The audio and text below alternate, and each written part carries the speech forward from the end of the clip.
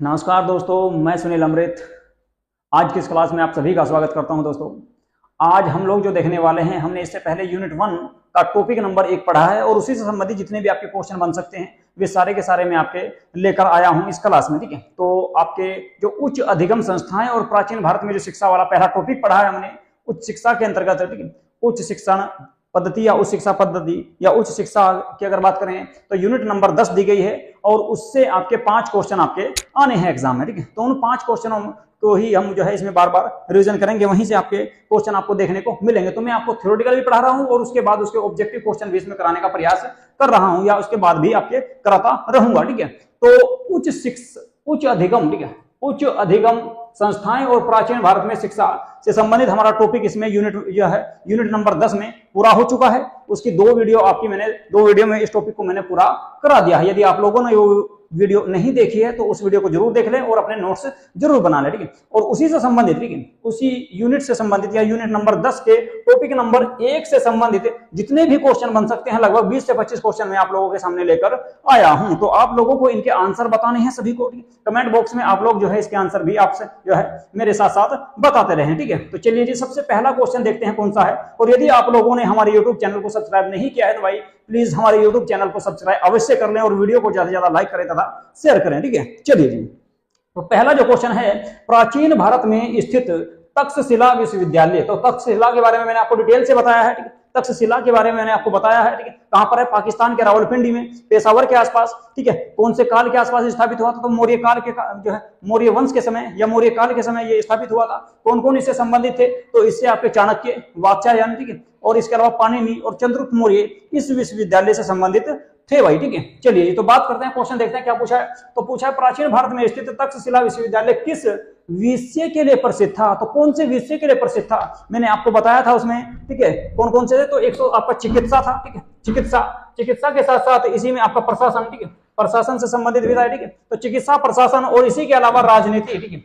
Sorry, प्रशासन तो आ चुका, राजनीति, इसके अलावा विज्ञान। ठीक है, विज्ञान भी इसमें शामिल कर सकते हैं भाई आप। ठीक है, विज्ञान को भी इसमें शामिल किया जा सकता है। तो विज्ञान को भी इसमें शामिल किया जा सकता है। तो कुल मिलाकर इसका जो सही आंसर होगा वो होगा आपका कौन सा? बी। ठीक है, और उम्मीद है कि आप सभी का आंसर भी इसमें सही होगा। ठीक है, क्योंकि तंत्र विद्या से संबंधित नहीं था, कृषि विज्ञान से संबंधित नहीं था, वास्तुकला से संबंधित नहीं था, तो ऑप्शन बी इसमें आपका सही होगा। चलिए जी, अगला क्वेश्चन देखते हैं। तो फटाफट आप लोगों को भी जो है इसमें आंसर बताते रहना है भाई। ठीक है, चलिए जी, दूसरा क्वेश्चन देखते हैं। दूसरा क्वेश्चन है आपका, नालंदा विश्वविद्यालय की स्थापना किस शासक ने की थी? नालंदा विश्वविद्यालय की स्थापना किस शासक ने की थी? तो फटाफट जो है अपने कमेंट बॉक्स में इसका आंसर आप लिखिएगा। ठीक है, चलिए जी, देखते हैं नालंदा विश्वविद्यालय के बारे में। तो नालंदा विश्वविद्यालय की अगर बात करूं तो इसकी स्थापना जो की गई थी वो की गई थी आपकी 5वीं शताब्दी ईसा पूर्व। ठीक है, 5वीं शताब्दी ईसा पूर्व, 5वीं शताब्दी ईसा पूर्व में इसकी स्थापना की गई। इसकी स्थापना की गई कहां पर? ठीक है, नालंदा विश्वविद्यालय बिहार के भागलपुर में। ठीक है, तो बिहार के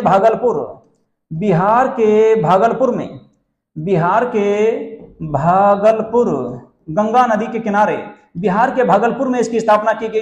किसके द्वारा की गई थी ये पूछा गया है। तो ये की गई थी भाई कुमारगुप्त के द्वारा इसकी स्थापना की गई थी। ठीक है, जबकि समुद्रगुप्त को क्या कहा जाता है? भारत का नेपोलियन कहा जाता है। हर्षवर्धन जो थे ये आपके वर्धन वंश से संबंधित थे या पुष्यभूति वंश से संबंधित थे और इनको भारत का अंतिम हिंदू सम्राट माना जाता है। हर्षवर्धन को, जो आपका 604 ईस्वी में शासक बने और 647 ईस्वी तक इन्होंने शासन किया था। कहां पर? कन्नौज इनकी राजधानी हुआ करती थी। इसके अलावा दूसरी राजधानी थानेश्वर थी, हरियाणा की। ठीक है, अशोक की अगर बात करें तो अशोक सम्राट, इनके बारे में तो आप सभी जानते ही होंगे। चंद्रगुप्त मौर्य जो है मौर्य वंश के सबसे प्रतापी या सबसे प्रमुख शासक इनको माना जाता है। ठीक है, अशोक को। ठीक है, और ये किसके पिता जो है, इनके पिता का नाम क्या था? इनके पिता का नाम था बिंदुसार, और बिंदुसार जो थे वे आपके चंद्रगुप्त मौर्य के पुत्र थे। ठीक है, चलिए जी, और इसी में आपका जो है कलिंग युद्ध की जानकारी प्राप्त होती है कहां से? अशोक के शासनकाल से ही।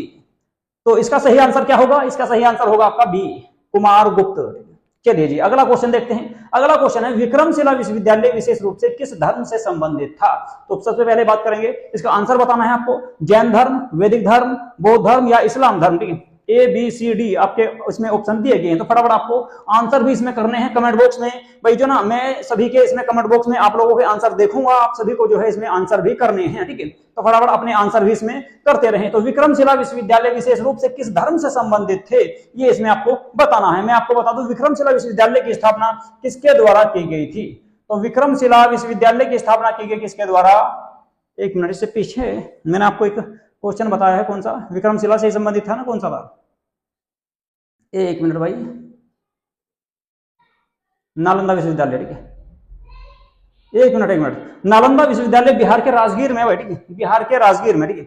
इसका मैंने आंसर आपको गलत बता, इसमें थोड़ा सा मैंने आपको गलत बता दिया, ठीक है। ये जो भागलपुर में नहीं है, ये बिहार के राजगीर में है, ठीक है, ये बिहार के राजगीर में है, ठीक है। तो बिहार के राजगीर में है, सॉरी, ठीक है, ये बिहार के राजगीर में स्थापित है, बिहार के राजगीर में है, ठीक है। और इसको कुमारगुप्त के द्वारा बनवाया गया था, बाकी तो सही है सारा, ठीक है, बाकी सारा सही है, ठीक है। तो ये आपका जो भागलपुर में ना होकर राजगीर में स्थित है, ठीक है। राजगीर में आएगा कौन सा, जो विक्रमशिला, ठीक है। तो विक्रमशिला विश्वविद्यालय की जो स्थापना की गई थी, विक्रमशिला विश्वविद्यालय विशेष रूप से किस धर्म से संबंधित है, ये आपको इसमें बताना है। तो इसकी जो स्थापना की गई वो की गई थी आपकी भाई किसके द्वारा, धर्मपाल के द्वारा, ठीक है। धर्मपाल जो है, धर्मपाल ये पाल वंश के राजा थे, धर्मपाल जो थे पाल वंश के शासक थे, पाल वंश के शासक थे। और इन्होंने 8वीं शताब्दी में, ठीक है, 8वीं शताब्दी में बिहार के भागलपुर में, नालंदा आपका कहां पर था, राजगीर में, और ये था कहां पर, भागलपुर में। तो बिहार के भागलपुर में इस विश्वविद्यालय की स्थापना की। और ये आपका किससे संबंधित था, तो बौद्ध धर्म, ठीक है, ये बौद्ध धर्म से संबंधित था भाई, ठीक है, बौद्ध धर्म से संबंधित था। और बौद्ध धर्म की भी कौन सी शाखा, बौद्ध धर्म की एक शाखा थी वज्रयान, ठीक है, वज्रयान शाखा से ये संबंधित था, बौद्ध धर्म की वज्रयान शाखा से संबंधित था। तो ऑप्शन कौन सा सही रहेगा, सी। आप सभी ने इसका आंसर सही दिया होगा, मुझे उम्मीद है, ठीक है। चलिए जी, अगला क्वेश्चन, प्राचीन भारत की शिक्षा प्रणाली में श्रवण मनन जो निध्यासन किसका भाग था। तो कुल मिलाकर जो है कौन सी शिक्षा में श्रवण यानी कि कुल मिलाकर सुना जाता था, और मनन यानी कि उसको मन में स्मरण किया जाता था और फिर उसको रटा जाता था या याद रखा जाता था। तो कौन सी थी, ठीक है, ये थी आपके कौन सी, ये इसमें आपको बताना है, कला शिक्षा, व्यवसायिक शिक्षा, ज्ञानार्जन शिक्षा और परीक्षा प्रणाली शिक्षा। तो परीक्षा प्रणाली शिक्षा नहीं थी, व्यवसायिक शिक्षा नहीं थी, कला शिक्षा नहीं थी, तो कौन सी रहेगी, ज्ञानार्जन यानी कि ज्ञान को अर्जन करने वाली शिक्षा थी। कैसी थी, तो ज्ञान को अर्जन करने वाली ये शिक्षा थी। इसके बाद अगले क्वेश्चन में चलते हैं। अगला क्वेश्चन है, निम्न में से कौन सी भाषा प्राचीन भारत की शिक्षा का प्रमुख माध्यम थी। तो प्राचीन भारत की जो शिक्षा थी उसका प्रमुख माध्यम कौन सी भाषा थी, ये आपको इसमें बताना है, ठीक है जी। चलिए तो फटाफट अपना आंसर दीजिए। ए में दिया गया है हिंदी, बी में है आपका उर्दू, सी में है आपका संस्कृत और डी में दिया गया है आपका अंग्रेजी।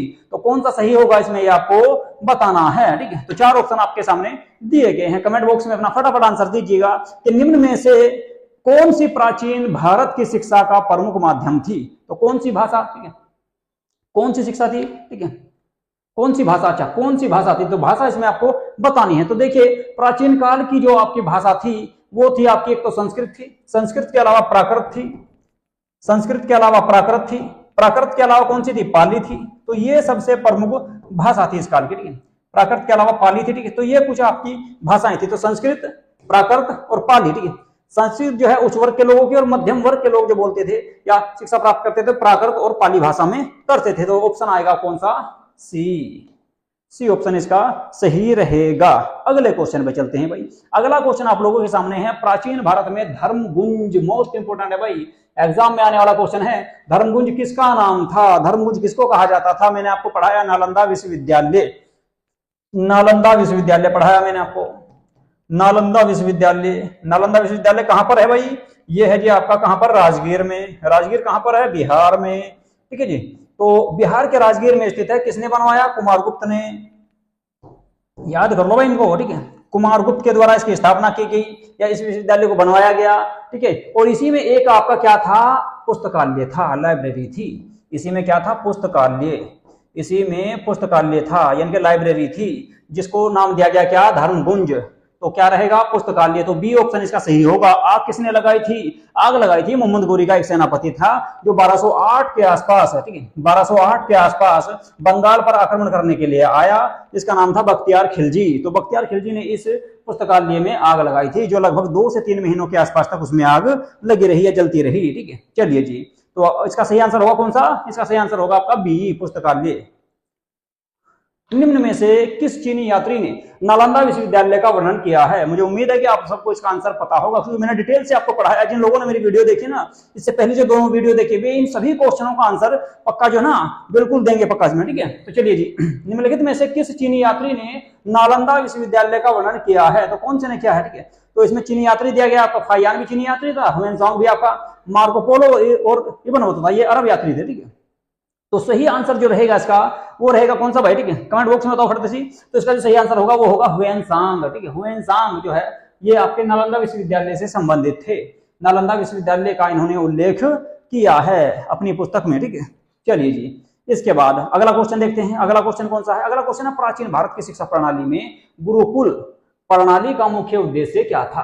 तो कुल मिलाकर आपको यह बताना है कि प्राचीन भारत की जो शिक्षा प्रणाली थी उसमें गुरुकुल प्रणाली का मुख्य उद्देश्य क्या था? ए में दिया गया परीक्षा में अच्छे अंक लाना, बी में दिया गया विदेशी शिक्षा को अपनाना, और सी में है नैतिक व आध्यात्मिक विकास करना। इसके अलावा डी में दिया गया है केवल व्यावसायिक ज्ञान प्राप्त करना। तो फटाफट अपना आंसर दीजिएगा, और मुझे उम्मीद है कि आप सभी ने जो है इसका सही आंसर आप सभी दोगे, ठीक है।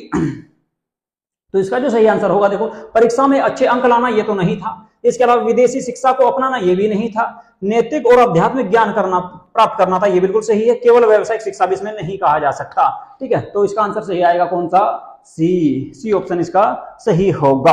अगले क्वेश्चन पे चलते हैं भाई। अगला क्वेश्चन है वर्तमान बिहार में स्थित कौन सा विश्वविद्यालय पाल शासक धर्मपाल के द्वारा स्थापित किया गया था? अभी पीछे बताया मैंने आपको कि धर्मपाल के द्वारा कौन सा जो है विश्वविद्यालय स्थापित किया गया था बिहार में, और बिहार के भी कहां पर? भागलपुर में। धर्मपाल ने कहां पर किया? भागलपुर में। भागलपुर में इन्होंने एक विश्वविद्यालय स्थापित किया था गंगा नदी के किनारे, जो वज्रयान यानी कि बौद्ध धर्म की जो शाखा थी वज्रयान, उससे संबंधित था, ठीक है। तो नालंदा और आपका विक्रमशिला दोनों बिहार में वैसे, लेकिन आपका धर्मपाल ने स्थापित किया कौन सा? विक्रमशिला। और नालंदा की स्थापना किसने की थी? कुमार गुप्त के द्वारा। ये कौन से वंश से संबंधित था? गुप्त वंश से। तक्षशिला की बात करें तो मौर्य काल के समय था। वल्लभी की बात करें तो ये गुजरात में स्थित है, और ये आपका कहां पर है? पाकिस्तान में, ठीक है। तो ये दोनों बिहार के हैं, ये आपका कहां पर है? ये आपका कहां पर है? पाकिस्तान के रावलपिंडी में, और वल्लभी आपका कहां पर? गुजरात में। चलिए जी, अगले क्वेश्चन पे चलते हैं। अगला जो क्वेश्चन है वो है गुरु शिष्य परंपरा का पालन किस प्राचीन पद्धति में होता था? मोस्ट इंपोर्टेंट क्वेश्चन है भाई, गुरु शिष्य परंपरा का पालन किस प्राचीन पद्धति में होता था, ये आपको इसमें बताना है। तो फटाफट अपना आंसर दीजिएगा। ऑप्शन ए में दिया गया है विश्वविद्यालय प्रणाली, बी में है पाठशाला प्रणाली, सी में है गुरुकुल प्रणाली, और डी में दिया गया ऑनलाइन प्रणाली। ऑनलाइन तो आप आज पढ़ रहे हो, ठीक है, तो ये तो आपका बिल्कुल होना ही नहीं, ठीक है, ये तो बिल्कुल होना ही नहीं है, ठीक है। गुरु शिष्य परंपरा का पालन किस प्राचीन पद्धति में होता था? तो वो सही रहेगा आपका गुरुकुल प्रणाली में, क्योंकि विश्वविद्यालय प्रणाली भी बाद में आई है, पाठशाला प्रणाली भी बाद में आई, सबसे पहले कौन सी थी? गुरुकुल प्रणाली थी भाई, ठीक है। तो ऑप्शन सी आपका सही इसमें रहेगा। चलिए जी, अगला क्वेश्चन देखते हैं, फटाफट कर लेते हैं इनको, ठीक है। नालंदा विश्वविद्यालय के पुस्तकालय का नाम क्या था? पीछे भी आ चुका है क्वेश्चन, बताओ फटाफट क्या था इसका आंसर, ठीक है। नालंदा विश्वविद्यालय का, चलिए जी सही है, ठीक है। कौन सा? धर्मगुंज, तो धर्मगुंज, ठीक है। ये कहां पर था? नालंदा विश्वविद्यालय का पुस्तकालय था, इसी में आग लगाई थी किसने? बख्तियार खिलजी ने, ठीक है। और इसकी जितनी भी पुस्तकें थी या धर्मग्रंथ थे हमारे, वे सारे के सारे नष्ट हो गए, ठीक है। चलिए जी, निम्नलिखित में से कौन सी संस्था बौद्ध धर्म की वज्रयान शाखा के लिए प्रसिद्ध थी? वज्रयान, ये बौद्ध धर्म की एक शाखा है वज्रयान। तो ये कौन से विश्वविद्यालय से संबंधित थी या कौन सी संस्था से संबंधित थी? मैंने आपको पीछे भी बताया है, और इससे पहले जो 2 क्लास कराई है आपकी उन सब के बारे में बता रखा है। तक्षशिला आपका रावलपिंडी पाकिस्तान में था, सोमपुरी आपका बिहार में था, विक्रमशिला बिहार के भागलपुर में, वल्लभी गुजरात में, और आपका बौद्ध धर्म से संबंधित ये देखो, ये वाला जैन धर्म से संबंधित था, ये आपका बौद्ध धर्म से संबंधित, ये भी बौद्ध धर्म से संबंधित, और ये था आपका प्रशासन से संबंधित है, ठीक है। ये किसी धर्म से संबंधित नहीं था। तो कुल मिलाकर बात करें वज्रयान शाखा की, तो वज्रयान शाखा जो है वो आपकी विक्रमशिला से संबंधित थी भाई, ठीक है। तो सी ऑप्शन आपका सही रहने वाला है, सी ऑप्शन आपका सही रहने वाला है। अगले क्वेश्चन पे चलते हैं। ह्वेनसांग ने किस विश्वविद्यालय में अध्ययन किया था? ये भी आपका जो है इसमें आपका बहुत आसान सा इसका आंसर है, और आप सभी ने शायद इसका आंसर सही दिया होगा, या आप सभी जो है इसका सही आंसर दोगे। तो फटाफट बताओ भाई कौन सा इसका आंसर होने वाला है, ठीक है। चलिए जी, तो ह्वेनसांग जो है तक्षशिला से संबंधित नहीं थे, विक्रमशिला से संबंधित नहीं थे, और ना ही वल्लभी से संबंधित थे। तो नालंदा विश्वविद्यालय में आए थे पढ़ने के लिए, बाद में इसी के टीचर बन गए, ठीक है, अध्यापक बन गए यहीं पे, ठीक है। चलिए जी, अगले क्वेश्चन की बात करूं। अगला क्वेश्चन है प्राचीन शिक्षा व्यवस्था में स्वर्ण शिक्षा गौर से देखना इसको, स्वर्ण शिक्षा किसके लिए अधिक सुलभ थी? तो सभी वर्गों के लिए सुलभ थी, या केवल स्त्रियों के लिए सुलभ थी, या ब्राह्मण क्षत्रिय वैश्य सॉरी भाई, ब्राह्मण क्षत्रिय वैश्य के लिए सुलभ थी, सही थी, या फिर शूद्रों के लिए थी? ठीक है, तो फटाफट बताओ इसमें कौन सा आंसर था। मैं थोड़ा सा पानी पी लूं तुम्हें, ठीक है।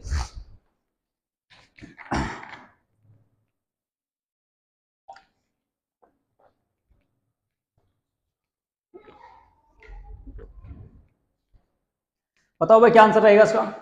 प्राचीन शिक्षा व्यवस्था में स्वर्ण शिक्षक या शिक्षा किसके लिए अधिक सुलभ थी?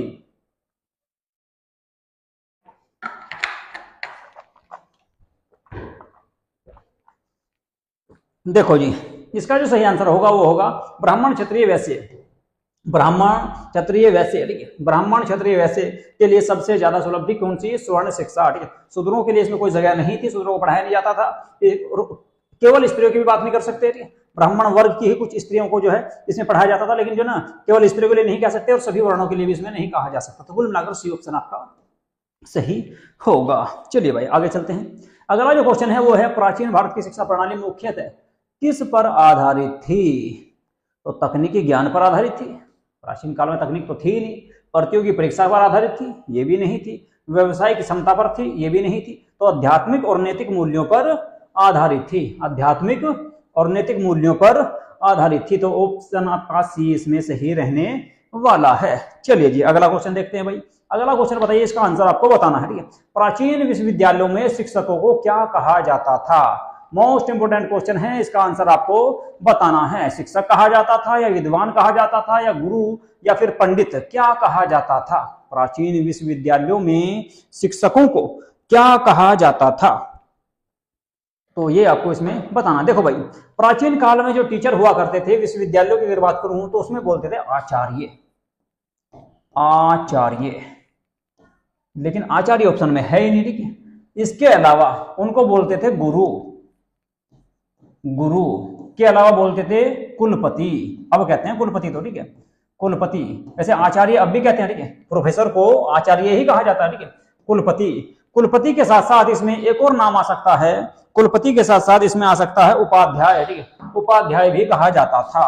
उपाध्याय, उपाध्याय। तो ये सभी चारों नाम कहे जाते थे किसको?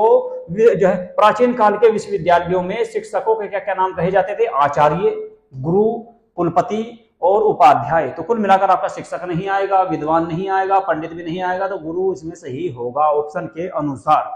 आंसर होगा कौन सा आपका? तो सी ऑप्शन इसमें सही रहेगा, ठीक है। तो याद रखना क्या क्या कहा जाता था? आचार्य, आज भी आचार्य ही कहते हैं।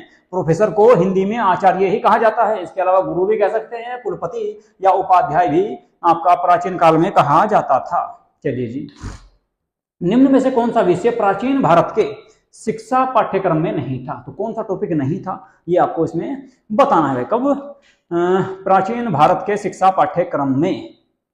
बहुत आसान सा इसका आंसर है, आप सभी को बताना है। तो कौन सा इसमें सही नहीं होगा? इसमें पूछा गया कि कौन सा सही नहीं है।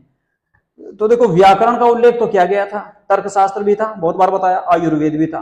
तो कंप्यूटर विज्ञान नहीं था भाई। कंप्यूटर विज्ञान तो भारत में राजीव गांधी के काल में आया, ठीक है। तो कुल मिलाकर सी ऑप्शन इसका सही होगा, ठीक है भाई। चलो जी, उम्मीद है कि आप सभी के आंसर सही आ रहे होंगे। कमेंट बॉक्स में दो भाई, ठीक है। और अंत में बताना आपके कितने क्वेश्चन इसमें सही हुए। 20 क्वेश्चन है, ठीक है।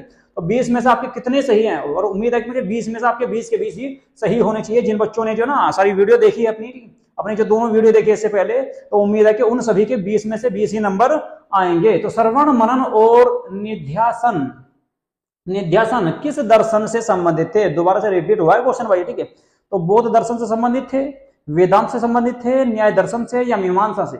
कौन से संबंधित थे ये आपको इसमें बताना। तो भाई ये जो संबंधित थे ये थे आपके किससे?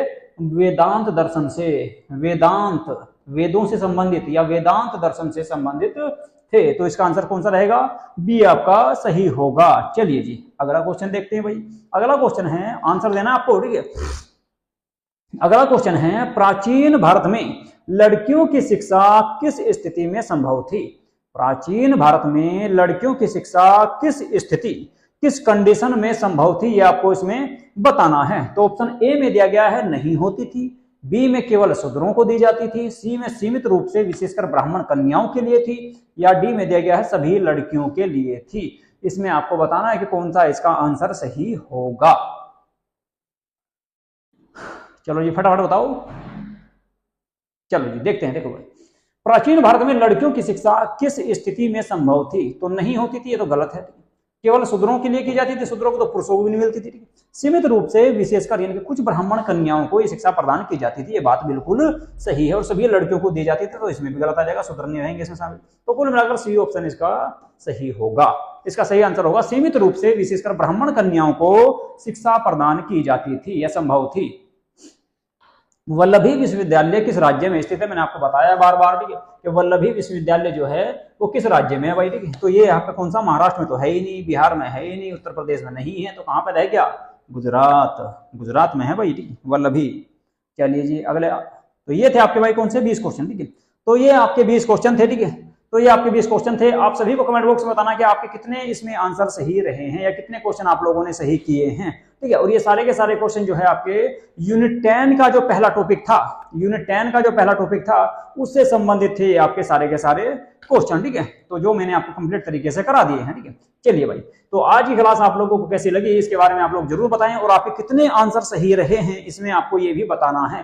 साथ साथ ही सबको जो है आपको सभी क्वेश्चनों के आंसर कमेंट बॉक्स में भी देने हैं। इसके अलावा अंत में आपको ये देखना है कि भाई आपके कितने क्वेश्चन इसमें सही आए हैं। तो इसी प्रकार के क्वेश्चन आपके यूनिट 10 से आने वाले हैं। इसके अलावा जो है कल दूसरे टॉपिक के बारे में बात करेंगे, यूनिट 10 के बारे में ही। तो जिन बच्चों ने हमारे यूट्यूब चैनल को सब्सक्राइब नहीं किया है तो वे हमारे यूट्यूब चैनल को सब्सक्राइब अवश्य करने जरूर कर ले भाई, ठीक है। क्योंकि 10 की 10 यूनिट आपको इसमें कंप्लीट तरीके से थ्योरेटिकल और ऑब्जेक्टिव, ठीक है, दोनों तरीके से मैं आपको इसमें कराने वाला हूं, ठीक है। और वीडियो को ज्यादा से ज्यादा लाइक करें तथा शेयर भी। भारत में उच्च शिक्षा प्रणाली की शुरुआत कब की गई? भारत में उच्च शिक्षा प्रणाली की शुरुआत कब की गई थी आपको इसमें बताना है। ऑप्शन ए में है 1950, बी में 1947 है, सी में आपका 1956 है, और डी में दिया गया है 1960। देखिए जब देश आजाद हुआ तब से ही आपका क्या हुआ, भारत में उच्च शिक्षा प्रणाली की शुरुआत कर दी गई थी। आप सभी को मालूम होगा राधाकृष्णन आयोग आया था, राधाकृष्णन आयोग में उच्च शिक्षा प्रणाली के बारे में ही चर्चा की गई थी, ठीक है। तो बी आंसर इसका सही रहेगा, ठीक है जी। चलिए अगले क्वेश्चन पे चलते हैं। अगला जो क्वेश्चन है आप लोगों के सामने उसके बारे में बात करते हैं भाई। राष्ट्रीय शिक्षा नीति 1986 में किस मुद्दे पर विशेष ध्यान दिया गया? 1986 में जो आपका क्या आया था, राष्ट्रीय शिक्षा नीति आई थी। ये दूसरी राष्ट्रीय शिक्षा नीति थी। पहली राष्ट्रीय शिक्षा नीति की अगर मैं बात करूं तो पहली राष्ट्रीय शिक्षा नीति आई थी कब? वो आई थी आपके 1968 में। किसके समय? इंदिरा गांधी के काल में ये प्रथम थी, और ये थी आपकी दूसरे नंबर की, ठीक है, दूसरे नंबर की। तो सबसे महत्वपूर्ण मुद्दा क्या था इसमें, ये आपको इसमें बताना है। तो देखिए भाई सबसे महत्वपूर्ण मुद्दा इसमें क्या था आपको अगर मैं बात करूं तो वो था समान अवसर या समान शिक्षा अवसर, ठीक है, समान शिक्षा अवसर इसका सबसे महत्वपूर्ण मुद्दा था। तो डी आंसर इसमें आपका सही रहने वाला है, ठीक है जी। अगला क्वेश्चन, किस आयोग ने भारतीय शिक्षा की गुणवत्ता और सुधारों के लिए महत्वपूर्ण सिफारिशें की? ठीक है, कौन से आयोग ने सिफारिश की थी? कौन से आयोग ने सिफारिश की थी? देखो इस नाम से कोई आयोग नहीं आया, इस नाम से कोई आयोग नहीं आया, इस नाम से कोई आयोग नहीं आया। तो आयोग आया था कौन सा? कोठारी आयोग। कब आया? 1964 से 66। 1964 से 66 में ये आयोग आया था भाई, ठीक है। 1964 से 66 में आयोग आया था, कोठारी आयोग। तो कोठारी आयोग ने ही ये सिफारिश की थी, ठीक है। अगले क्वेश्चन में चलते हैं। भारत में उच्च शिक्षा के लिए जो सबसे प्रमुख निकाय है वो कौन सा है? भारत में उच्च शिक्षा के लिए सबसे प्रमुख निकाय बताना भाई कौन सा आपको, ठीक है। आप सभी जानते होंगे जिससे आपने फॉर्म डाल रखा है, ठीक है, जिससे आपके नेट के फॉर्म आते हैं वही तो है यूजीसी नेट, ठीक है। यूजीसी नेट जो है भारत में उच्च शिक्षा के लिए सबसे प्रमुख निकाय इसी को माना जाता है। सबसे प्रमुख निकाय किसको माना जाता है? यूजीसी नेट को माना जाता है, ठीक है। चलिए जी अगला क्वेश्चन देखते हैं। क्वेश्चन बताओ खड़ा और कमेंट करते रहो, ठीक है। आप लोगों के आंसर इसमें देखता रहूंगा मैं, ठीक है, कि कौन कौन से आंसर आपने इसमें दिए हैं, ठीक है। भारत में उच्च शिक्षा का उद्दीपन के लिए कौन से आयोग का गठन किया गया? उद्दीपन के लिए कौन से आयोग का गठन किया गया? मैंने आपको बताया था कि 2005 में एक आयोग आया था, जिसे कहते थे क्या? राष्ट्रीय ज्ञान आयोग। राष्ट्रीय ज्ञान आयोग आया था भाई, राष्ट्रीय ज्ञान आयोग आया। तो राष्ट्रीय ज्ञान आयोग इसका सही आंसर होगा। कौन से में रखा? बी ऑप्शन आपका सही होगा, राष्ट्रीय ज्ञान आयोग, ठीक है। चलिए जी अगला क्वेश्चन देखते हैं। अगला जो क्वेश्चन है मोस्ट इंपोर्टेंट है भाई, एनईपी 2020 को लेकर नेशनल एजुकेशन पॉलिसी 2020 में शिक्षा की प्रणाली को किस प्रकार से पुनः संरचित किया गया है, ये आपको बताना है, ठीक है जी। यानी कौन से मॉडल को अपनाया गया है? बताया था मैंने आपको, ठीक है, पिछले ही क्लास में, ठीक है, जो 16वीं क्लास हुई थी यूजीसी नेट नंबर 10 की, उसमें बताया था आपको। तो बताओ फटाफट आंसर इसका कौन सा होगा। ए में दिया गया 4+4 model, 4+4+4 model.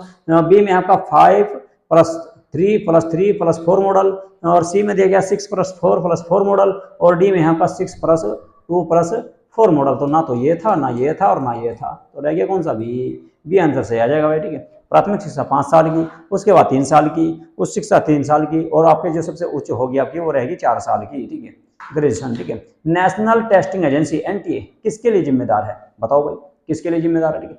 National testing agency, इससे तो फॉर्म डालते हैं, एग्जाम इसी से तो होता है आपका, है एनटीए के द्वारा तो आपका एग्जाम लिया जा, तो एनटीए के द्वारा आपका एग्जाम लिया जाता है, ये आपको बताना है किससे संबंधित है।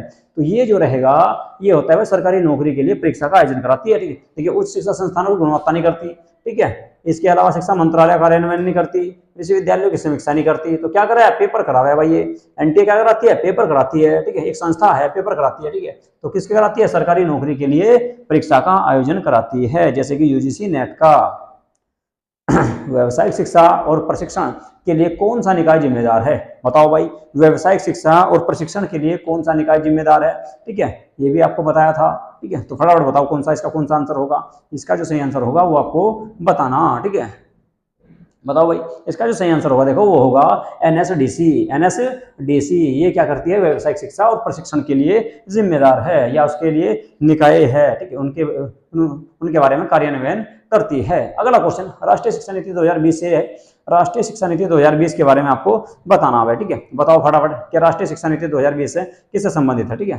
चलो जी, ये लो, थोड़ा टाइम दिया जाएगा आपको, ठीक है। बताओ फटाफट कमेंट बॉक्स में, राष्ट्रीय शिक्षा नीति 2020 में किस तत्व पर विशेष ध्यान दिया गया है। डिजिटल शिक्षा, स्कूल में शिक्षा, व्यावसायिक शिक्षा, या शिक्षा के अधिकार। ना तो शिक्षा का अधिकार है, ना स्कूल में शिक्षा है, ना व्यवसायिक का शिक्षा है। सबसे ज्यादा जो ध्यान दिया गया है विशेष रूप से वो दिया गया डिजिटल शिक्षा पे है, तो ये भी, लेकिन डिजिटल शिक्षा सबसे ज्यादा ध्यान दिया गया डिजिटल शिक्षा पे, ठीक है। तो ये ऑप्शन सही होगा, इसका सबसे ज्यादा बेस्ट जो आंसर रहेगा वो रहेगा भाई कौन सा, ए, ठीक है। चलो जी अगला क्वेश्चन, भारतीय शिक्षा के सुधार की दिशा में किस आयोग ने महत्वपूर्ण भूमिका निभाई। भारतीय शिक्षा के सुधार की दिशा में सबसे ज्यादा जो योगदान निभाया किसने निभाया, ये आपको बताना। बहुत आसान सा आंसर है, मैंने आपको बताया था कि 1964 में 1964 से 66 में 1964-66 में एक आयोग आया था जिसे कहा गया क्या, कोठारी आयोग। तो कोठारी आयोग ने भारतीय शिक्षा के सुधार की दिशा में बहुत महत्वपूर्ण योगदान भूमिका निभाई। किसने, कोठारी आयोग ने, ठीक है। चलो जी, तो आंसर होगा कौन सा इसका, बी आंसर आपका भाई सही हो जाएगा, ठीक है।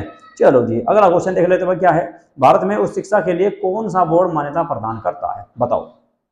भारत में उच्च शिक्षा के लिए कौन सा बोर्ड है जो मान्यता प्रदान करता है। मान्यता प्रदान करने वाला देखो भाई एनसीईआरटी नहीं है, एनसीईआरटी नहीं है, ठीक है। इसके अलावा एनसीटीई नहीं है, और ना ही एनआईसीटीई है। तो क्या है, एनएएसी, ये रैंकिंग भी प्रदान करता है, रेटिंग भी देता है, ठीक है, एनएएसी। तो इसका सही आंसर कौन सा होगा, इसका सही आंसर होगा भाई आपका ए। अगला क्वेश्चन देख लो भाई, बताओ जी आंसर इसका भी आप लोगों को बताना भाई इसका आंसर। किस आयोग ने भारतीय विश्वविद्यालयों के लिए उपयुक्त पाठ्यक्रम की सिफारिश की थी। उपयुक्त पाठ्यक्रम की सिफारिश भारतीय विश्वविद्यालयों के लिए कौन से आयोग के द्वारा की गई थी, ये इसमें आपको बताना, ठीक है। चलो जी बहुत आसान सा आंसर है भाई, ठीक है, बहुत आसान सा आंसर है। मैंने आपको बताया बार बार कि 1964 से 1966 में एक आयोग आया जिसे कहा गया कोठारी आयोग। तो कोठारी आयोग ने सिफारिश की थी भाई। कोठारी कहाँ गया, ये रहा कोठारी आयोग। ये आपका राष्ट्रीय ज्ञान आयोग जो है ये 2005 में आया था भाई, ठीक है, 2005 में आया था। विश्वविद्यालय आयोग की अगर मैं बात करूं तो विश्वविद्यालय आयोग जो आया था ये आपका 1902 में आया था, लॉर्ड कर्जन के काल में, ठीक है, लॉर्ड कर्जन के काल में, ठीक है। इसके अलावा जो 1947 में राधाकृष्णन आयोग आया उसको भी विश्वविद्यालय आयोग के नाम से ही जाना जा, ठीक है, उसको भी विश्वविद्यालय आयोग के नाम से जाना जा। कब आया था, 1947 में, ठीक है, 1947 में, ठीक है, 1947 में जो आया था उसको भी क्या कहा जाए, विश्वविद्यालय आयोग ही कहा जाता है, ठीक है। चलो ये वो आजादी से पहला है, वो आजादी के बाद का है। आगे बात करें भाई, एनईपी 2020 में शिक्षा की कौन सी प्रमुख दिशा पर जोर दिया गया, बताओ भाई। कौन सी प्रमुख दिशा पर जोर दिया गया था ये आपको इसमें बताना होगा, ठीक है। एनईपी 2020 में, एनईपी 2020 का बताना, ठीक है। तो एनईपी 2020 में शिक्षा, एनईपी 2020 में शिक्षा की कौन सी प्रमुख दिशा पर जोर दिया गया। तो बताओ सबसे ज्यादा जोर जो है ना कौन सी दिशा पर दिया गया, प्राथमिक शिक्षा पर दिया गया, आत्मनिर्भर शिक्षा पर दिया गया या व्यावसायिक शिक्षा पर दिया गया है? तो देखो भाई सबसे ज्यादा जोर जो दिया गया वो दिया गया बहुविकल्पीय शिक्षा पे। बहुविकल्पीय शिक्षा पे सबसे अधिक जोर दिया गया। बहुविकल्पीय शिक्षा पे सबसे अधिक जोर दिया गया क्योंकि इसमें जो ना पारदर्शिता और गुणवत्ता अच्छी होती है। ठीक है, चलो जी। भारत में उच्च शिक्षा के विकास के लिए किस आयोग ने सिफारिश की थी? अच्छा भाई, उच्च शिक्षा के लिए, उच्च शिक्षा के विकास के लिए किस आयोग ने सिफारिश की थी? ये क्वेश्चन तो आप जो है पहले भी पढ़ चुके हो भाई। ठीक है, ये क्वेश्चन तो आप पहले भी पढ़ चुके हो। तो किसने करी थी? कोठारी आयोग ने। सन बता दो इसका, अच्छा बताओ क्या है, बार बार बता रहा मैं भी। 1964 से लेकर 1966 इसका सन रहा भाई। ठीक है, 1964 से लेकर 1966 रहा कोठारी आयोग का सन। ठीक है, चलो जी आगे बात करते हैं। अगला क्वेश्चन देख लो भाई क्या है। समाज में शिक्षा का उद्देश्य किसे बढ़ावा देना है? बताओ। समाज में शिक्षा का उद्देश्य किसको बढ़ावा देना है, यानी कि किसको बढ़ावा देने के लिए समाज जो शिक्षा का उद्देश्य है, ये आपको इसमें बताना भाई। फटाफट बताओ इसका आंसर। ठीक है, फटाफट इसका आंसर बताओ भाई। आप लोगों को इसका आंसर बताना कि समाज में शिक्षा का उद्देश्य किसे बढ़ावा देना है। बताओ जी। ठीक है, बताओ भाई फटाफट। ठीक है, समाज में शिक्षा का उद्देश्य किसे बढ़ावा देना है? ठीक है, बताओ। तो इसका जो सही आंसर होगा, देखो, एक तो भाई लोकतंत्र को बढ़ावा देना, सही बात है। न्याय को भी बढ़ावा देना, ये भी सही बात है। समानता को भी देना, ये भी सही बात है। आप बात करते हैं लोकतंत्र की। लोकतंत्र किसे कहा जाता है? बताओ। अच्छा ठीक, तो उपयुक्त डी, उपयुक्त सभी डी से आएगा। ठीक है, ये भाई पॉलिटी का टॉपिक है। मैं आपको बताऊं, लोकतंत्र जो कहा जाएगा, एक ऐसा देश जिसकी सरकार जनता के द्वारा चुनी जाती हो, एक ऐसा देश जिसकी सरकार जनता के द्वारा प्रत्यक्ष या अप्रत्यक्ष रूप से चुनी जाती हो, उसको लोकतंत्र देश कहा जाएगा। जैसे कि भारत है, जापान है, रूस है, ठीक है, आपका जो ना, इसके अलावा कह सकते हैं अमेरिका है, ब्रिटेन है। ठीक है, तो सभी कैसे देश हैं? लोकतंत्र देश हैं। न्याय की मैं बात करूं तो जो है लोकतंत्र शब्द कहां से लिया गया? लोकतंत्र शब्द जो लिया गया भाई फ्रांस की क्रांति से लिया गया। इससे फ्रांस की क्रांति से लिया गया। और समानता भी फ्रांस की क्रांति से लिया गया। समानता भी फ्रांस की क्रांति से लिया गया। अब आप क्या हुए सर जी, फ्रांस की क्रांति हुई थी कब? फ्रांस की क्रांति हुई थी कब?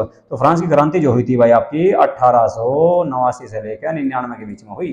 ठीक है, 1889 से 99 के बीच में हुई। ठीक है, अब बात करें न्याय की जी। न्याय क्या है? न्याय जो शब्द लिया गया ये रूस की क्रांति से लिया गया। रूस की जो क्रांति हुई थी कब हुई थी भाई? 1917 में हुई थी। 1917 में रूस की क्रांति हुई। उसमें सबसे पहले न्याय शब्द का उल्लेख किया गया, न्याय शब्द की मांग की गई और 3 प्रकार के न्याय की बात की गई भाई। 3 प्रकार के न्याय की बात करेगी। 3 प्रकार के न्याय कौन कौन से, जिनको ये भी बता दो। तो 3 प्रकार के न्याय थे। सामाजिक न्याय, सामाजिक न्याय,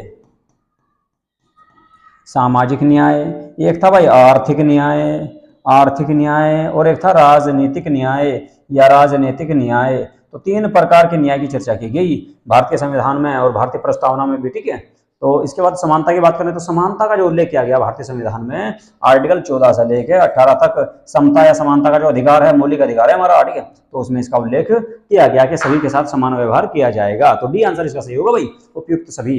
शिक्षा का जो उद्देश्य होता है समाज में लोकतंत्र, न्याय और समानता, सभी का विकास करना है, सभी को बढ़ावा देना है।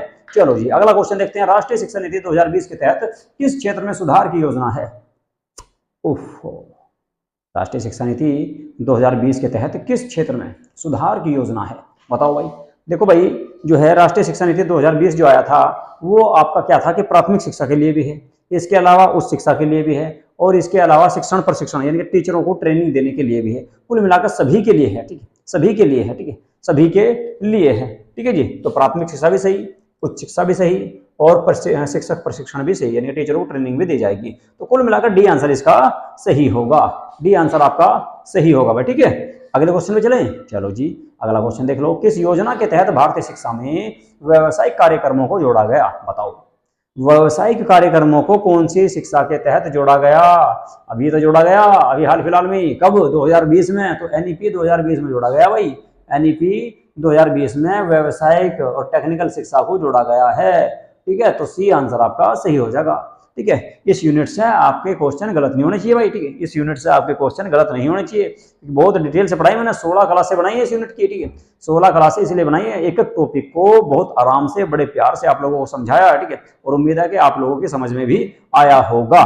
ठीक है, तो आपका जो आपका यूजीसी नेट का पेपर 1 होना ना, उसमें 50 क्वेश्चन आएंगे और 50 में से कम 40 प्लस क्वेश्चन करके आने आप लोगों को, ठीक है। यानी कि कुल मिलाकर एक क्वेश्चन जो है 2 नंबर का, तो 80 प्लस नंबर लेके आने भाई, ठीक है। 80 प्लस नंबर लेके आने। इसके अलावा दूसरा जो आपका सब्जेक्ट रहेगा उसका भी महत्वपूर्ण योगदान है, उसमें 100 क्वेश्चन होंगे और 100 क्वेश्चन आपके कितने नंबर के होंगे, 200 नंबर के, तो 200 नंबर के उसमें होंगे और भाई 100 नंबर के इसमें होंगे, तो कम से कम 80 का स्कोर आपको इस यूनिट में मार के आना है। और लगभग भाई आपका उम्मीद है मेरी, ठीक है, कि उसमें 100 में से कम भी 60 से 70 के बीच में स्कोर कम से कम रखियो, जब भी जाके आपका नेट क्लियर होगा, ठीक है। अगर 60 से 70 इसमें कर दोगे, ठीक है, और 40 के आसपास उसमें कर दोगे आप, ठीक है, तो लगभग 100 प्लस चला जाएगा आपका। और 100 प्लस का मतलब है कि 200 यानी कि 300 में से 200 प्लस क्वेश्चन, यानी कि कुल मिलाकर 100 क्वेश्चन प्लस, यानी कि 100 से ज्यादा क्वेश्चन सही करोगे तो 200 नंबर के आसपास आपके बन जाएंगे और यूजीसी नेट पक्का हो जाएगा, ध्यान रखना, ठीक है। और कुछ सब्जेक्ट में तो आपका जेआरएफ भी हो जाता है 200 पे आराम से, ठीक है। चलो भाई, ठीक है। लेकिन कुछ जैसे पॉलिटी है उसकी आपकी मेरिट थोड़ी ऊपर जाती है, बड़ी 200 से भी ऊपर चली जाती है। लेकिन जैसे हिस्ट्री है, इसके अलावा आपका साइंस वाले हैं, ठीक है, साइंस वाले हैं, इसके अलावा हिंदी है, ठीक है, तो उन सब में लगभग 100 के आसपास, 100 क्वेश्चन के आसपास में आपकी मेरिट रहती है जेआरएफ की, ठीक है। और यूजीसी नेट तो लगभग आपका जो ना 90 से 95 या 100 के बीच में हो जाता है आराम से, ठीक है। चलो जी, अगला क्वेश्चन देखते हैं भाई। अच्छा, इसका आंसर क्या बताया भाई, इसका आंसर क्या बताया मैंने आपको, एनईपी 2020, ठीक है। चलो बता देता पहले व्यावसायिक शिक्षा का उद्देश्य क्या, ये बताओ भाई। व्यावसायिक जो शिक्षा है उसका उद्देश्य क्या होता है, तो व्यावसायिक जो शिक्षा होती है भाई, उसका उद्देश्य होता है छात्रों को रोजगार योग्य बनाना, छात्रों को रोजगार योग्य बनाना, ठीक है। सामान्य शिक्षा का प्रसार करना नहीं है, उस शिक्षा सुधार करना नहीं है, सभी नहीं आना, तो आपका ये आ जाएगा भाई, ये आंसर आपका सही होगा। भारत में उच्च शिक्षा संस्थानों का आंकलन किस संगठन के द्वारा किया जाए, बताओ। देखो बताओ, ठीक है, कितना आसान सा क्वेश्चन है, आंसर बता रखा है बार बार, ठीक है। आंकलन करना, ठीक है, आंकलन मतलब जो ना देखभाल करना, ठीक है, तो ये आपका ना तो आपका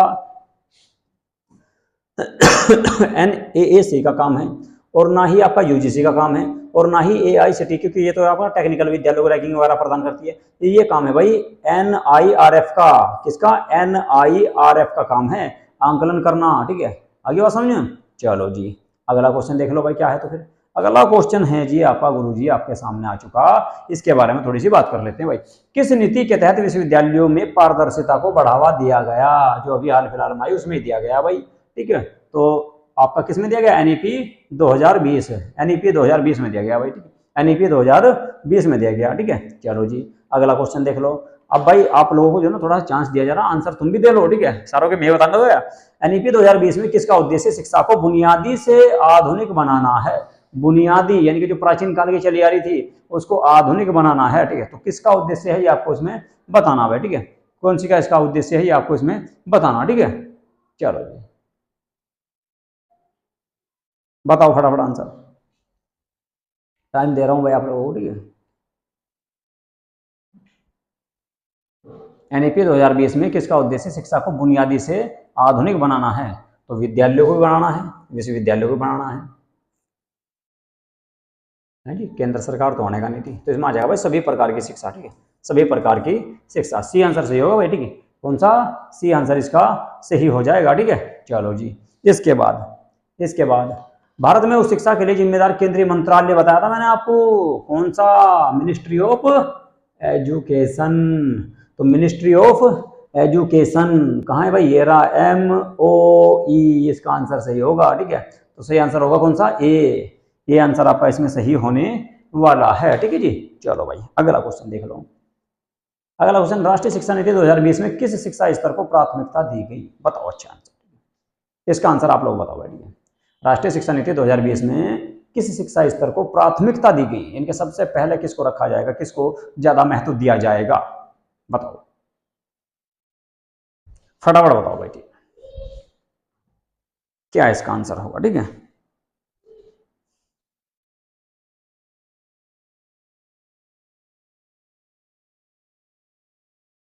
देखो भाई, इसका जो आंसर होगा वो होगा प्राथमिक शिक्षा, ठीक है। कौन सा, प्राथमिक शिक्षा जिन लोगों ने दिया उनका बिल्कुल सही है भाई, ठीक है। तो प्राथमिक शिक्षा यानी कि बी ऑप्शन सही रहेगा। अगले क्वेश्चन की बात करते हैं। नेशनल बोर्ड ऑफ एक्रीडिटेशन का मुख्य उद्देश्य क्या है, ये बताना भाई आपको। तकनीकी शिक्षा के पाठ्यक्रमों को मान्यता देना, स्कूल शिक्षा का आंकलन करना, शोध और विकास में सहायता प्रदान करना, या शिक्षा नीति बनाना। बताओ इसका कौन सा आंसर सही होगा। इसका जो सही आंसर होगा वो आपको बताना है, फटाफट बताओ, ठीक है। इसका जो सही आंसर होगा भाई वो होगा कौन सा, स्कूल शिक्षा का आंकलन करना तो है नहीं, शोध और विकास में सहायता करना भी नहीं है, शिक्षा नीति बनाना भी नहीं है, तो पहला ही आ जाएगा। तकनीकी शिक्षा के पाठ्यक्रमों को मान्यता प्रदान करना इसका काम है, तकनीकी शिक्षा के, ठीक है। आगे जो टेक्निकल शिक्षा है भाई, ठीक है। चलो जी, कौन सी एजेंसी भारत में उच्च शिक्षा संस्थानों को रैंकिंग प्रदान करती है। बहुत आसान सा क्वेश्चन है, आप सभी को पता होगा, ठीक है। उच्च शिक्षा संस्थानों को रैंकिंग प्रदान कौन करता है, तो उच्च शिक्षा संस्थानों को रैंकिंग जो प्रदान करेगा वो करेगा NIRF। NIRF के द्वारा आपका क्या करेगा, रैंकिंग प्रदान करेगा, किसको उच्च शिक्षा संस्थानों को, ठीक है, उच्च शिक्षा संस्थानों को, ठीक है भाई। चलो जी, अगले क्वेश्चन पे चलते हैं। अगला जो क्वेश्चन है आप लोगों के सामने उसके बारे में बात करेंगे, ठीक है। अगले क्वेश्चन के बारे में बात करेंगे भाई। अगला क्वेश्चन है क्या, भारत में उच्च शिक्षा प्रणाली के विकास के लिए कौन सा आयोग जिम्मेदार था। उच्च शिक्षा प्रणाली के लिए कौन सा आयोग जिम्मेदार था। मैंने आपको बताया कि 1964 से 66, ठीक है, 1964 से 66 में आयोग आया था, जैसा कहा गया कोठारी आयोग संबंधित है भाई, कोठारी आयोग जिम्मेदार है, ठीक है। चलो जी, अगला क्वेश्चन देख लो गुरुजी कौन सा है। अगला क्वेश्चन है NEP 2020 के बारे में भाई, ठीक है। NEP 2020 के बारे में बहुत आसान सा क्वेश्चन है और बहुत बार बताया आपको, ठीक है। तो NEP 2020 में कौन सा मॉडल अपनाया गया, ज्यादा देर लगाने की जरूरत नहीं है, तो 5+3+3+4 मॉडल अपनाया गया, ठीक है। चलो जी, अगला क्वेश्चन देख लो। भारत में ऑनलाइन शिक्षा प्लेटफॉर्म का उदाहरण कौन सा है। ऑनलाइन शिक्षा प्लेटफॉर्म का उदाहरण कौन सा, बताओ। अच्छा, बता रखा आपको, ठीक है, बता रखा मैंने आपको, ठीक है। बहुत आसान सा आंसर है इसका भी, ठीक है, इसका भी आंसर आसान सा है। और अगर इस तरह के क्वेश्चन आप गलत करोगे तो ध्यान रखना, ठीक है, बहुत सारे क्वेश्चन गलत हो जाएंगे भाई, ठीक है। तो ऐसे क्वेश्चन गलत करने की जरूरत नहीं है। देखो, एक तो आपका स्वयं भी है, इसके अलावा NPTEL भी है, IGNOU भी है, तो सारे हो जाएंगे कुल मिलाकर, ठीक है। तो डी आंसर आपका सही हो जाएगा। अगला क्वेश्चन देख लो क्या है। अगला क्वेश्चन है, भारत में शिक्षा के सुधार के लिए आयोग कार्य करता है, उसका नाम क्या है। बार बार ये क्वेश्चन आ रहा है आप लोगों के सामने, ठीक है, बार बार आ रहा है भाई, मोस्ट इंपोर्टेंट है, इसलिए याद रखना, ठीक है, इसलिए इसको याद रखना है, ठीक है। कौन सा है, भारत में उच्च शिक्षा में सुधार के लिए जो आयोग कार्य करता है उसका नाम क्या है। 1905 में आया, सॉरी 2005 में आया था आयोग, 2005 में आया था मनमोहन सिंह के काल में। कौन सा, कहाँ गया राष्ट्रीय ज्ञान आयोग, ये रहा भाई, ये रहा भाई, ठीक है। तो बी आंसर सही हो जाएगा, ठीक है, बी आंसर सही हो जाएगा इसका, ठीक है। चलो जी, अगला क्वेश्चन, भारत में शिक्षा के क्षेत्र में समान अवसर सुनिश्चित करने के लिए किस आयोग ने सिफारिश की है। भारत में शिक्षा के क्षेत्र में समान अवसर सुनिश्चित करने के लिए कौन से आयोग ने सिफारिश की थी, बताओ। चलिए, कौन से आयोग ने सिफारिश की थी ये आपको इसमें बताना भाई। देखो, ये सिफारिश जो की थी, ठीक है, ये किसने की थी, भारत में शिक्षा के क्षेत्र में समान अवसर प्रदान करने के लिए, समान अवसर सुनिश्चित करने के लिए, तो कोठारी आयोग ने करी थी भाई। कोठारी आयोग कहाँ गया, ये रहा जी, कोठारी आयोग है भाई ए के पास, ठीक है जी। चलो, तो आंसर हो गया ए। अगला क्वेश्चन, NEP 2020 में किस पाठ्यक्रम को प्राथमिकता दी गई। अभी आया था आपका कि कौन से पाठ्यक्रम को सबसे ज्यादा प्राथमिकता दी गई, बताओ कौन से पाठ्यक्रम को सबसे ज्यादा प्राथमिकता दे रखी, ठीक है। NEP 2020 में सबसे ज्यादा बहुविकल्पीय जो पाठ्यक्रम है उसको सबसे ज्यादा मान्यता प्रदान की गई है, या सबसे ज्यादा प्राथमिकता दी गई किसको, बहुविकल्पीय को, ताकि पारदर्शिता सुनिश्चित की जा सके। भारत में उच्च शिक्षा संस्थानों को किस निकाय द्वारा मान्यता प्रदान की जाती है, यानी कौन सा संस्थान है जिसके द्वारा उच्च शिक्षा संस्थान उनको मान्यता दी जाती है भाई। कौन से को दी जाए, तो यूजीसी के द्वारा दी जाए, ठीक, यूजीसी के द्वारा ये मान्यता प्रदान की जाती है, तो बी ऑप्शन आपका सही होगा। अगला क्वेश्चन देख लो, NEP 2020 के तहत भारतीय शिक्षा में किस चीज पर जोर दिया गया, बताओ। अच्छा, कौन सी पर ज्यादा जोर दिया गया, आसान सा आंसर है भाई इसका भी। डिजिटल शिक्षा है, ज्ञान आधारित शिक्षा है, पारंपरिक शिक्षा है, केवल विज्ञान शिक्षा है, केवल विज्ञान शिक्षा। देखो, केवल शब्द जहां भी आ जाए ना, ठीक है, वो तो भाई निगेटिव होता है, ठीक है, उसका तो वो तो आंसर बहुत मुश्किल होता है, आसान से हो नहीं सकता। तो सबसे ज्यादा जोर दिया गया इसमें डिजिटल शिक्षा पर, ठीक है, डिजिटल शिक्षा पर, ठीक है। तो ए आंसर सही हो जाएगा, ठीक है, ए आंसर आपका सही हो जाएगा। चलो जी गुरु जी, अगला क्वेश्चन देख लो। अगला क्वेश्चन है भाई, भारत में व्यावसायिक शिक्षा और कौशल प्रशिक्षण के लिए किस संगठन का गठन किया गया, तो बताओ कौन सा गठन किया गया था भाई, किसका, व्यावसायिक शिक्षा के लिए और कौशल प्रशिक्षण के लिए तो भाई NSDC है, NSDC है जी, ठीक है। कौन सा है, NSDC है, NSDC है। चलो जी, अगला क्वेश्चन बता दो। तो अगला जो क्वेश्चन है आप लोगों के सामने उसके बारे में अगर मैं बात करूं तो वह है आपका, किस आयोग ने भारतीय उच्च शिक्षा संस्थानों के लिए गुणवत्ता मानकों का निर्धारण किया। किस आयोग ने भारतीय उच्च शिक्षा संस्थानों के लिए गुणवत्ता मानकों का निर्धारण किया, ये आपको इसमें बताना है, ठीक है। तो इसका जो ए जो ना इसका ए में दिया गया NAAC, बी में है UGC, सी में है NIRF और डी में दिया गया AICTE। किस आयोग ने भारतीय उच्च शिक्षा संस्थानों के लिए गुणवत्ता मानक दिया जाएगा भाई, किसके द्वारा रेटिंग दी जा, NAAC के द्वारा दी जाती है, ठीक है भाई।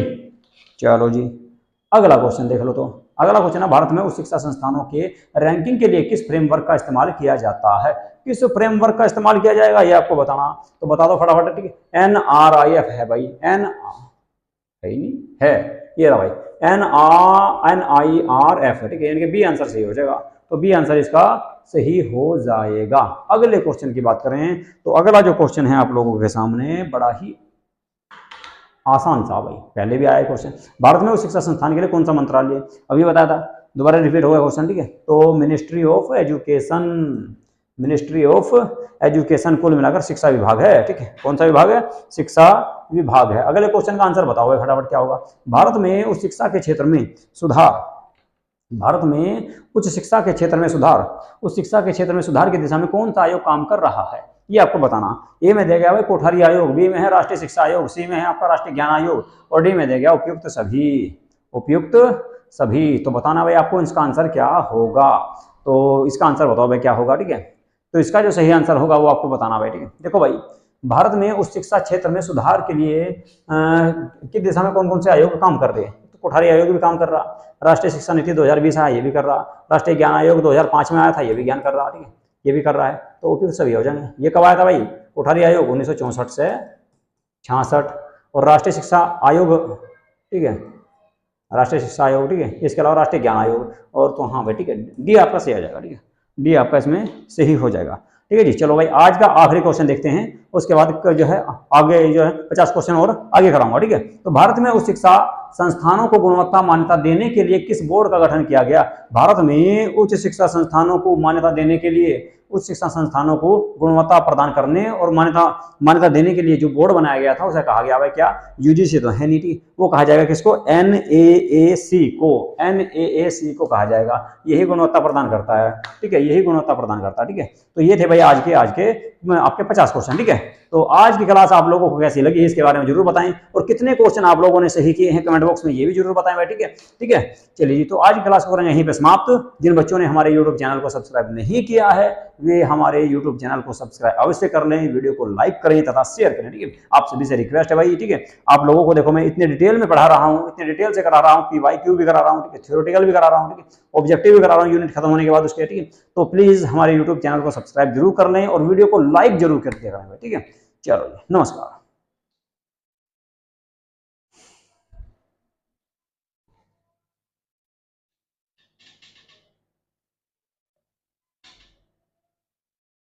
नहीं किया है तो प्लीज हमारे YouTube चैनल को सब्सक्राइब अवश्य कर लें और वीडियो को लाइक करें और ज्यादा से ज्यादा शेयर करें भाई, ठीक है, ताकि और लोगों को भी इसका लाभ मिल सके। तो क्वेश्चन है आप लोगों के सामने, राष्ट्रीय ज्ञान आयोग का उद्देश्य क्या था, तो बताना है आपको राष्ट्रीय ज्ञान आयोग का उद्देश्य क्या था, ये आप लोगों को इसमें बताना है, ठीक है। चलिए जी इसके बारे में बात करते हैं। तो शिक्षा का सार्वभौमिकीकरण करना ये भी इसका उद्देश्य था, शिक्षा में सुधार करना ये भी इसका उद्देश्य था, और शोध कार्यों में वृद्धि ये भी इसका उद्देश्य था। तो कुल मिलाकर आपका डी ऑप्शन इसमें सही होगा, उपयुक्त सभी इसका सही आंसर होने वाला है, ठीक है।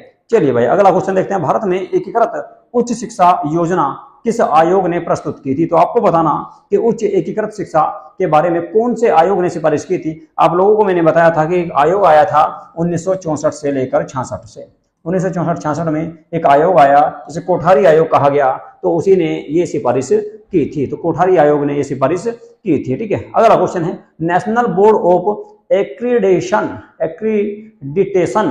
ठीक है, क्या करता है, ये आपको इसमें बताना भाई, इसका काम क्या है, यानी कि NBA का काम क्या है, NBA का क्या काम है, ये आपको बताना। देखो भाई तकनीकी पाठ्यक्रमों को मान्यता प्रदान करता है, बात सही है, गुणवत्ता सुनिश्चित करता है, ये भी बात सही है, शिक्षा का मूल्यांकन करता है, ये भी बात सही है। तो कुल मिलाकर इसका भी आंसर क्या होगा, डी ऑप्शन आपका सही इसमें हो जाएगा।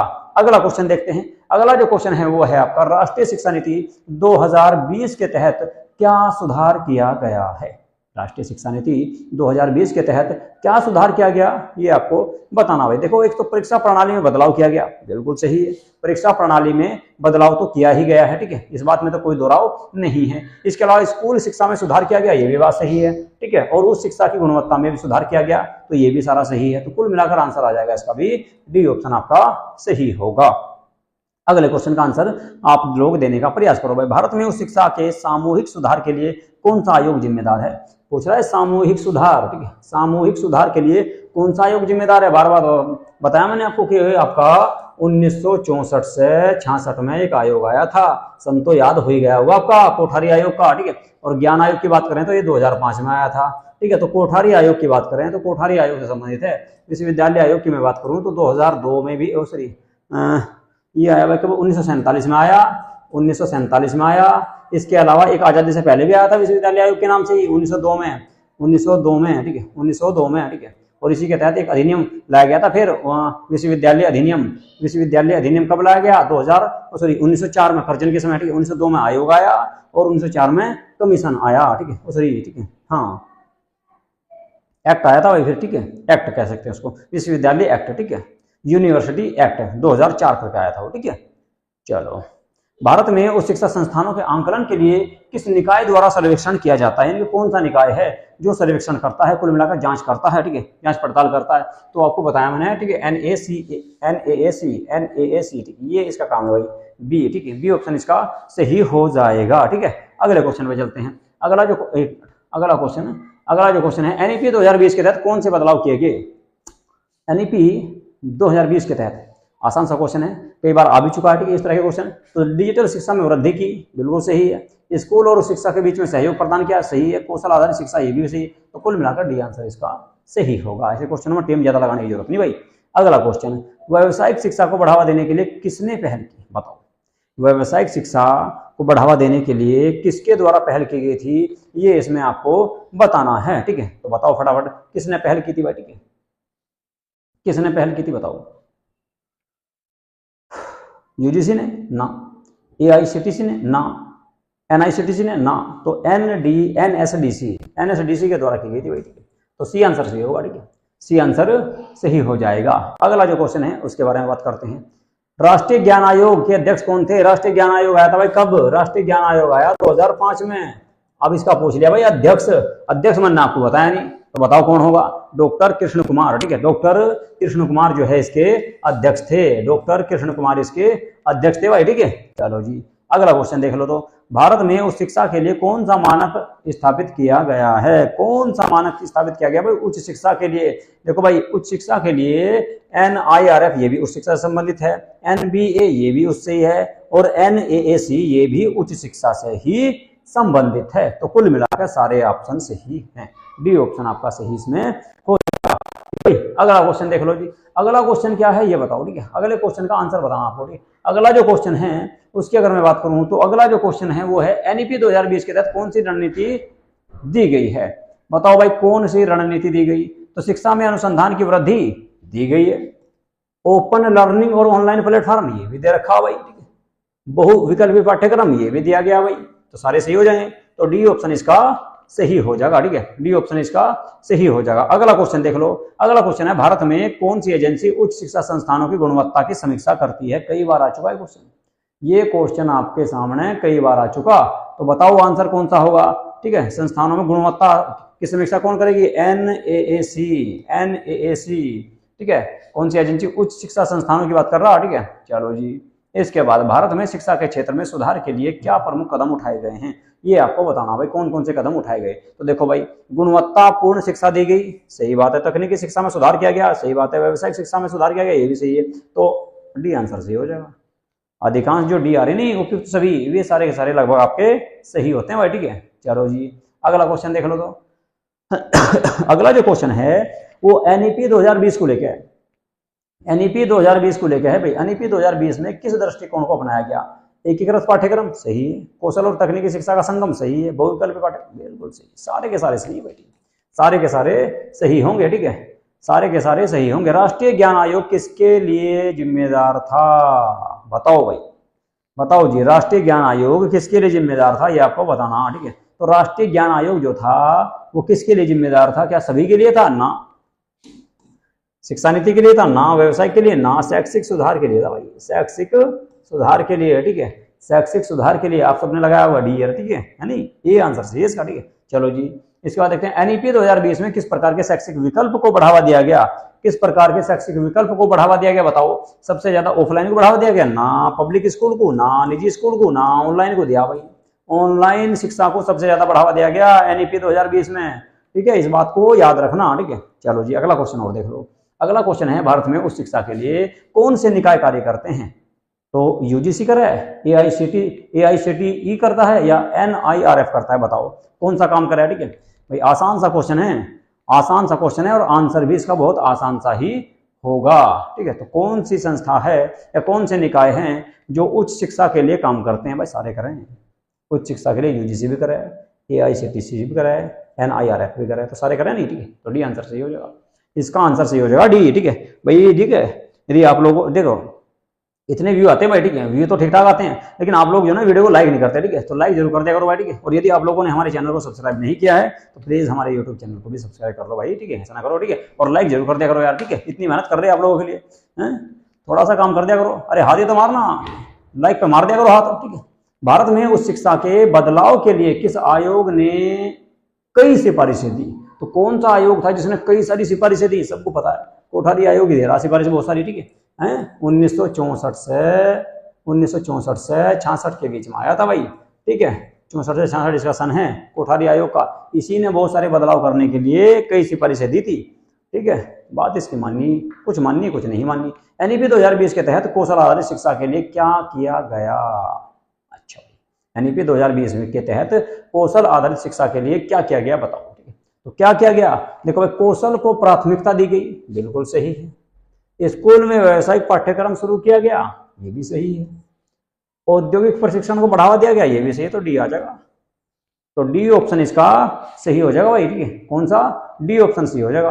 अगले क्वेश्चन पर चलते हैं। अगला जो क्वेश्चन है आप लोगों के सामने वो है भारत में उच्च शिक्षा की गुणवत्ता को मापने के लिए कौन सा निकाय काम करता है? इसका तो आंसर दे रखा भाई, इसका तो आंसर दे रखा NAAC, यानी कि ए आंसर सही है भाई। ठीक है, इसका तो आंसर दे रखा भाई, बहुत बढ़िया, मेहनत ही ना करनी पड़ी। एनईपी 2020 के में अनुसंधान और विकास के लिए कौन सा प्रस्ताव दिया गया है? कौन सा प्रस्ताव दिया गया ये आपको बताना भाई। ठीक है, देखो भाई बढ़िया क्वेश्चन है। ठीक है, बहुत बढ़िया क्वेश्चन है। ठीक है, बहुत बढ़िया क्वेश्चन है और उम्मीद है कि आप लोग जो ना इसका आंसर गलत करने वाले हैं। बताओ एनईपी 2020 के अनुसार अनुसंधान और विकास के लिए कौन सा प्रस्ताव दिया गया है? ए में दिया भाई राष्ट्रीय अनुसंधान फाउंडेशन, बी में शिक्षा के अधिकार की व्यवस्था, सी में शिक्षा प्रशिक्षण कार्यक्रम और डी में दिया गया सारे। देखो भाई 2020 में जो अनुसंधान और विकास के लिए बात कर रहा है, अनुसंधान और विकास के लिए तो प्रशिक्षण तो आना नहीं, शिक्षा के अधिकार की व्यवस्था आनी नहीं, तो फिर तो डी भी नहीं आनेगा। तो आ जाएगा कौन सा? राष्ट्रीय अनुसंधान फाउंडेशन, क्योंकि अनुसंधान की बात कर रहा है, अनुसंधान की बात कर रहा है। ठीक है, चलो जी अगला क्वेश्चन देख लो। भारत में किस संस्था का कार्य उच्च शिक्षा के मानक स्थापित करना है? बहुत आसान सा भाई, कई बार ये जो है आपका क्वेश्चन आ चुका। ठीक है, तो आंसर इसको देने में आपको कोई दिक्कत होनी नहीं चाहिए। ठीक है, कोई दिक्कत इसमें आपको होनी चाहिए। ठीक है, देखो भाई मानक निर्धारित करता है कौन? नियम कानून बनाता है कौन? यूजीसी। ठीक है जी, यूजीसी बना हुआ है भाई। ठीक है, अगला क्वेश्चन देख लो। भारत में उच्च शिक्षा के सुधार, भारत में उच्च शिक्षा के सुधार के लिए क्या कदम उठाए गए? पाठ्यक्रमों में सुधार किया गया, व्यावसायिक शिक्षा को बढ़ावा दिया गया, डिजिटल प्लेटफॉर्म का उपयोग किया गया, डीसी। ऐसे का तो भाई आप गलत करने के नहीं पक्का। उम्मीद है कि ऐसे क्वेश्चनों को तो आप बिल्कुल भी गलत करने वाले हो नहीं, अगर गलत करें तो दिक्कत हो जाएगी, ध्यान रखियो। ठीक है, अगला क्वेश्चन देख लो।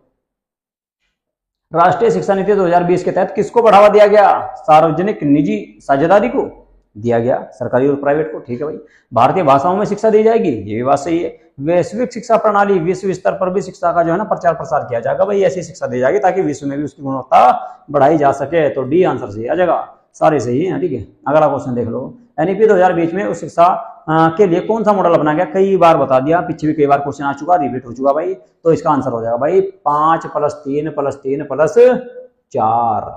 याद रखना इसको। ठीक है, रट लो बिल्कुल। ठीक है, इस तरह के क्वेश्चन जो है एग्जाम में आपको देखने को मिल सकते हैं। अगला क्वेश्चन की बात करते हैं। अगला जो क्वेश्चन है वो है नेशनल बोर्ड ऑफ एक्रीडिएशन का कार्य क्या है? NBA इसको कहा जाता है शॉर्ट में भाई, NBA। बताओ भाई क्या है इसका काम, क्या है?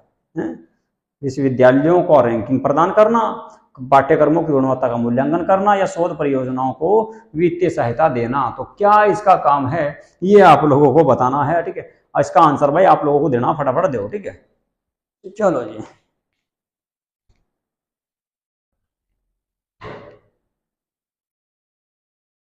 दो भाई, इसका आंसर क्या होगा?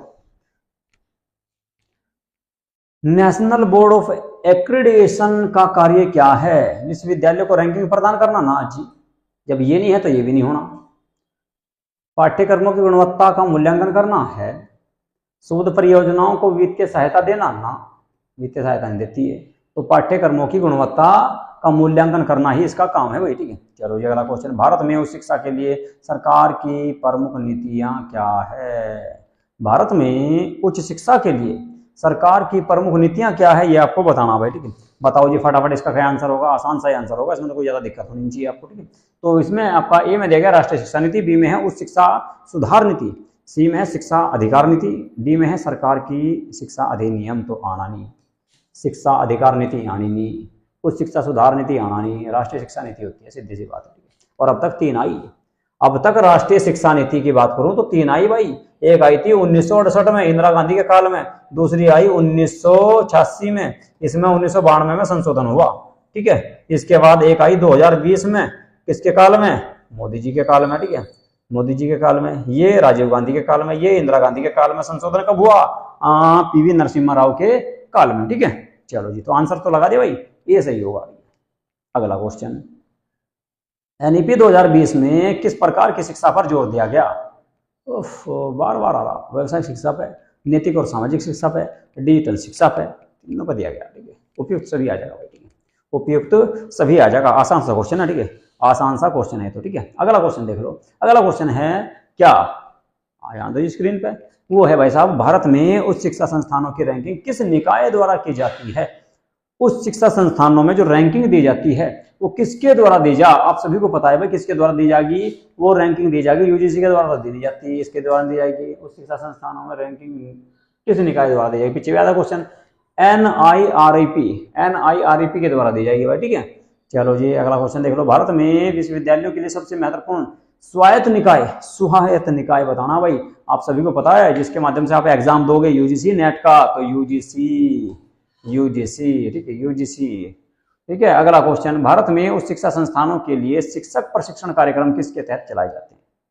बताओ, भारत में उच्च शिक्षा संस्थानों के लिए शिक्षक प्रशिक्षण कार्यक्रम किसके तहत चलाए जा रही है? बताओ जी, किसके तहत चलाए जाते हैं प्रशिक्षण कार्यक्रम? नया क्वेश्चन आया हुआ, देखने को आपके सामने, ठीक है। नहीं पहले पढ़ाया मैंने इसके बारे में। देखो भाई, ये तो रैंकिंग प्रदान करेगा, ये नहीं आना। ये तकनीकी शिक्षा के लिए है और ये आपका एग्जाम वगैरह कराता है, ठीक है। तो रह गया कौन सा? NCERT इसका सही आंसर होगा बेटी। अगला क्वेश्चन देख लो। अगला क्वेश्चन क्या होने वाला जी? अगला जो क्वेश्चन है आप लोगों के सामने, भारत में तकनीकी शिक्षा के लिए क्या कदम उठाए गए? बार बार आ रहा है क्वेश्चन भाई, बार बार इस तरह के क्वेश्चन आ रहे हैं, ठीक है। आसान है बहुत, ठीक है। बताओ आंसर क्या होगा, तुम ही बता दो यार, ठीक है। बता दो भाई क्या होगा, ठीक है। तो इसके आंसर क्या होगा ये आप लोगों को बताना, ठीक है। देखो भाई, AICTE द्वारा पाठ्यक्रम तैयार किया गया, बिल्कुल सही है। तकनीकी संस्थानों में सुधार, बिल्कुल सही। उच्च गुणवत्ता में शिक्षक नियुक्त शिक्षक किए गए, ये भी सही। तो डी आंसर आ जाएगा, डी आंसर आ जाएगा भाई, ठीक है। चलो जी भारत में उच्च शिक्षा में सुधार की दिशा में क्या कदम उठाए गए? दोबारा आ गया भाई ये भी क्वेश्चन, ठीक है। तो गुणवत्ता पर जोर दिया गया भाई, व्यावसायिक पाठ्यक्रमों पर जोर दिया गया है, अनुसंधान में वृद्धि की गई, तो डी आ जाएगा इसका भी सही आंसर, ठीक है। इसमें भी कोई ज्यादा आपको दिमाग लगाने की जरूरत है नहीं, ठीक है। डी आंसर इसका सही हो जाएगा। अगले क्वेश्चन का आंसर बताओ, ठीक है। अगले क्वेश्चन का आंसर आप लोगों को बताना भाई। मैं इतना जो है ना पानी पी लूँ थोड़ा सा, ठीक है। इतना मैं थोड़ा सा पानी पी लूँ भाई, ठीक है। बताओ,